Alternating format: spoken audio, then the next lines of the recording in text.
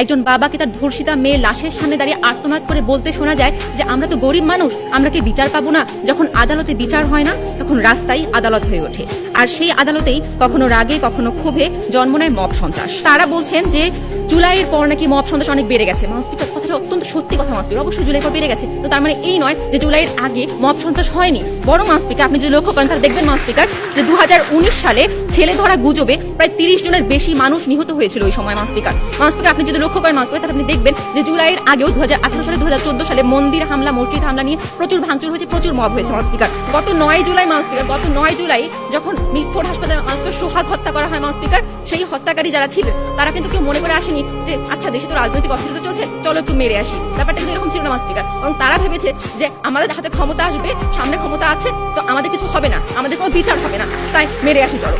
মাউসপিকার আপনি যদি লক্ষ্য করেন মাউসপিকার তাহলে আপনি দেখবেন যে প্রতিনিয়ত আমাদের দেশে আগেও রাজনৈতিক কারণে রাজনৈতিক ক্ষমতার দাপট দেখিয়ে বিভিন্নভাবে বিভিন্ন জায়গায় মব সন্ত্রাস সৃষ্টি হয়েছে। তাহলে আমার কথা হচ্ছে যে এই কারণগুলো আসলে কেন এবং কেন এগুলো বাড়ছে, এবং আমার আরো একটি প্রশ্ন সেটি হচ্ছে জুলাইয়ের পরে বা কেন বাড়ছে। মাউসপিকার লক্ষ্য করুন, আজকে যখন একটা মব সন্ত্রাস হয় আপনি যদি সেটার বিচার করতে না পারেন তাহলে কিন্তু পরের মব সন্ত্রাসটি মাউসপিকার হওয়ার সাহসটা পায়। মাউসপিকার ঠিক সেখানে আমার প্রশ্ন যে আপনি যখন আজকে বলছেন যে মব বেড়েছে জুলাইয়ের পর, তাহলে আমার প্রশ্ন হলো জুলাইয়ের পর আপনি কয়টি মবের বিচার হতে দেখেছেন? কয়টি মবের বিচার আমাদের বাংলাদেশে হয়েছে?